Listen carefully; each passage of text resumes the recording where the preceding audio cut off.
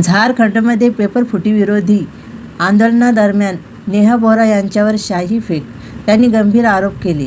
नमस्कार मित्रांनो, झारखंडमध्ये स्पर्धा परीक्षांच्या कथित पेपरफुटी प्रकरणावर विद्यार्थ्यांचे आंदोलन सुरू आहे.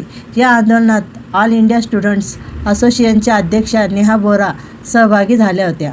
रांचीमध्ये झारखंड विधानसभेकडे निघालेल्या निषेध मोर्चादरम्यान नेहा बोरा यांच्यावर शाई फेकण्यात आल्याचा आरोप करण्यात आला आहे.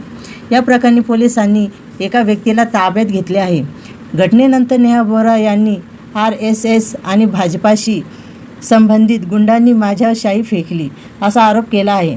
मात्र या आरोपाबाबत संबंधित पक्षांकडून काय भूमिका मांडली जाते आणि पोलीस तपासात काय निष्पन्न होते हे पाहणे महत्त्वाचे ठरणार आहे. या प्रकरणावर नेहा बोरा नेमकं काय म्हणाल्या ते जाणून घेण्यासाठी हा व्हिडिओ शेवटपर्यंत नक्की पहा. व्हिडिओ आवडल्यास लाईक, सबस्क्राईब आणि शेअर करायला विसरू नका. तसेच या घटनेबद्दल तुमचे मत काय आहे ते कमेंटमध्ये नक्की सांगा. मांग के समर्थन में और तीसरा कि वो प्राइवेट एजेंसियां जो शिक्षा व्यवस्था में घुस करके लगातार इस तरीके के मिसमैनेजमेंट को, इस तरीके के करप्शन को सिस्टमैटिक बना देती हैं, उन एजेंसियों को, TDPL जैसी एजेंसियों को, NTA जैसी एजेंसियों को तुरंत रद्द करके इन परीक्षाओं को कराने की जिम्मेदारी सरकारी संस्थानों को देनी होगी ताकि जवाबदेही सीधी सरकार से ली जा सके. ये 3 मांगों के समर्थन में आज हम लोगों का मार्च निकल रहा था बिरसा मुंडा चौक से. उस मार्च के दौरान जब मैं वहां पे खड़ी हुई थी बैनर के पीछे, मेरे साथ साथी विभा खड़ी थी, बहुत सारी और महिला साथी खड़ी हुई थी, नारा लगा रही थी. तो एक व्यक्ति जिसका नाम अमरनाथ पांडे है, 26 वर्ष के हैं, वो हजारीबाग में रहने वाले हैं, हिंदी ऑनर्स की पढ़ाई कर रहे हैं विनोबा भावे विश्वविद्यालय से और RSS के मेंबर हैं. वो व्यक्ति आ करके पीछे से मेरे ऊपर इंक फेंकते हैं सर के ऊपर और अपने इस क्रिमिनल एक्ट को जस्टिफाई करने के लिए वही करते हैं जो RSS से एफिलिएटेड लोग करते हैं, और वो है धर्म का सहारा लेना. जय श्री राम का नारा वो लगाते हैं. उसके बाद वहां पे जो लोग प्रोटेस्ट में मौजूद रहते हैं वो उनको पकड़ते हैं और उनको पुलिस के हवाले किया जाता है. इस वक्त वो पुलिस थाने में ही है, उनका डिटेल्स लिया जा रहा है, उनसे बातचीत जारी है. इस तरीके की हिंसा जो RSS और भाजपा के लोग लगातार छात्रों के आंदोलन को कमजोर करने के लिए करते आए हैं, इसके खिलाफ मैं यहाँ से बात रखना चाहूंगी. वो लोग जो क्लेम कर रहे हैं कि झारखंड में जो छात्र आंदोलन चल रहा है जयपाल सिंह मुंडा स्टेडियम में, वो हम चला रहे हैं, राइट विंग चला रहा है, भाजपा चला रहा है और यहाँ पे हम किसी और को एंट्री नहीं देंगे. वो लोग उन्हीं मांगों के, वहां पे जो अभ्यर्थी हैं, उन्हीं छात्रों की मांगों के बेसिस पे जब हम एक मार्च निकालते हैं तो सवाल पूछना चाहेंगे हम उनसे कि क्यों आपको ये जरूरत महसूस होती है कि आप उस मार्च को डिसरप्ट करने के लिए वहां पे हिंसा करने की कोशिश करें.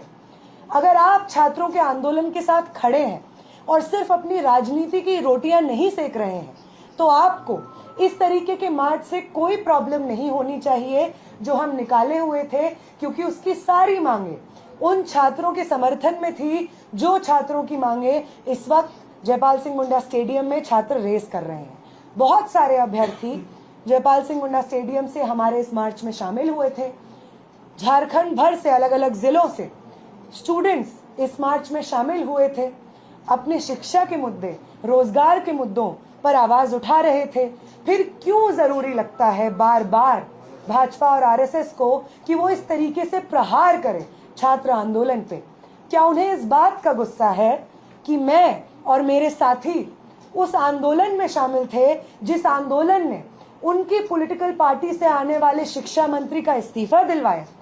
क्या ये एक बदले की भावना से सुचारू रूप से वो जिस तरीके से ऑनलाइन महिलाओं को पकड़ पकड़ के बलात्कार की धमकियां, जान से मार देने की धमकियां दे रहे हैं, उन महिलाओं के ऊपर टिप्पणियां कर रहे हैं, 6 FIR 15 साल की एक लड़की पे कर रहे हैं, इसी नफरत और बदला लेने के एजेंडे से क्या आरएसएस के लोगों को ये बात कही गई है कि आप जाइए और वो तमाम लोग जो जंतर मंतर के आंदोलन में शामिल थे उन लोगों के ऊपर इस तरीके की हिंसा करिए? ये पहला सवाल है जो मैं चाहूंगी प्रेस के माध्यम से हम पूछें, उठाएं।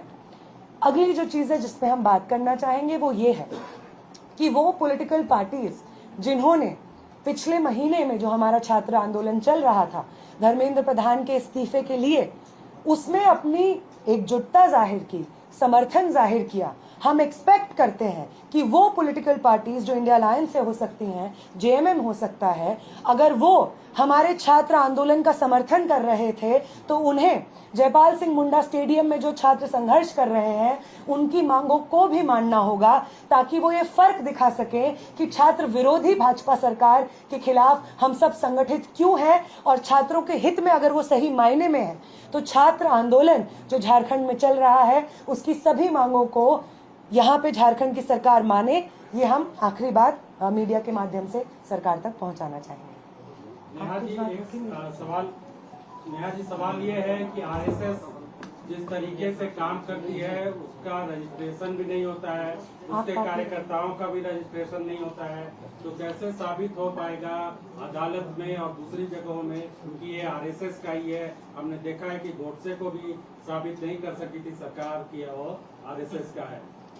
सर, आप कितना ही वाइट वॉश करने की कोशिश करें किसी चीज को, जो व्यक्ति फोटोज डाल रहा है, आरएसएस के लिए पोस्ट कर रहा है, उसके प्रोग्राम्स में जा रहा है, ऑफिशियल रूप से जान से मारने की धमकी दे रहा है अपने सोशल मीडिया से।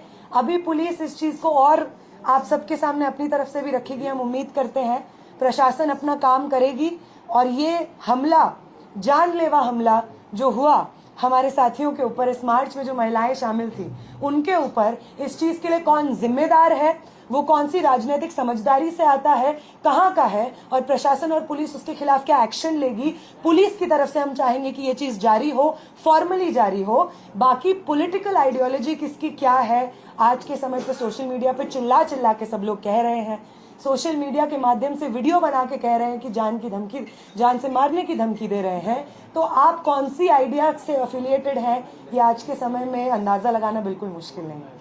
नेहा जी, एक सवाल होगा कि क्या आज के मार्च के बाद आप लोगों का ये आंदोलन रुक जाएगा या आप लोग अब जयपाल सिंह मुंडा स्टेडियम में जाकर स्टूडेंट के साथ ही बैठेंगे? साथ ही मुझे लग रहा है मैं ये करेक्ट कर दूं, जयपाल सिंह मुंडा स्टेडियम में जो प्रदर्शन चल रहा है, पहले दिन से आयशा के साथी वहां पे उन्हीं टेंटों पे बैठे हुए हैं पहले दिन से।